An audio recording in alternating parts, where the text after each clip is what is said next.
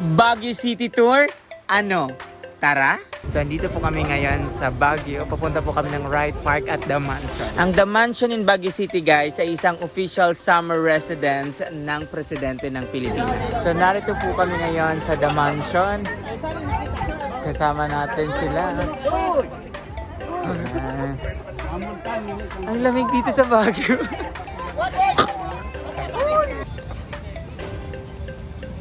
So, tapos na po kami pumunta dito sa The Mansion. At dyan lang po sa harap ang Wright Park. So, tara, pupuntahan po natin. Yan, dyan. So, tatawid lang po tayo dito. So, andyan po guys ang The Mansion. At dito naman po sa harap lang ng The Mansion ay ang Wright Park. So, mas maganda guys dito pag gabi. Kasi makikita mo yung lighting, tapos yung fountain, mas makulay.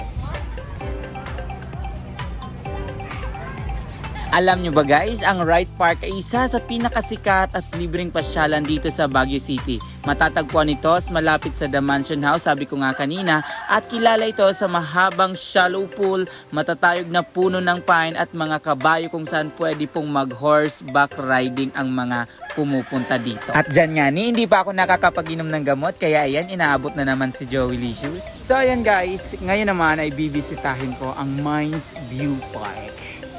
So, tara!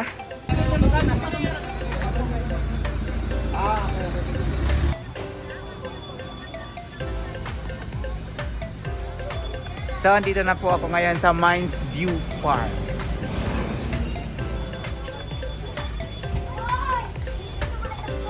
So dito guys sa Mines View Park, what to expect here is marami po. May mga pasalubong, cultural dress up na pwede nyong rentahan. At isa talaga sa tampok dito guys ay itong viewing deck. Dito mo makikita ang napakagandang view. Meron din sila dito guys na kabayo na pwede po kayong sumakay, magpa-picture. May bayad lamang po ito na 50 pesos. Only picture, only video na po yan hanggat gusto nyo. Pagkatapos ng Mines View Park, dito po kami dumiretso sa Bell Church. Ang Bell Church po guys na ito ay located po sa border ng Baguio City and La Trinidad, Benguet.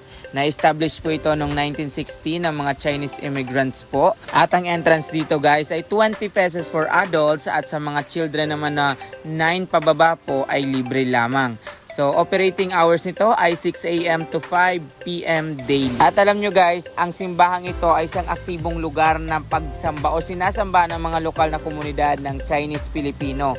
Maaari dito guys na obserbahan ang mga proper etiquette kasi nga ito po ay isang sagrado or spiritual na lugar. At kalapit lang guys nitong Bell Church ang mga magagandang bahay, ang makukulay na bahay na famous dito sa La Trinidad, Benguet. Grabe guys, ang sarap balik-balikan ng Baguio City. Hindi ka talaga magsasawa sa ganitong mga tourist destination.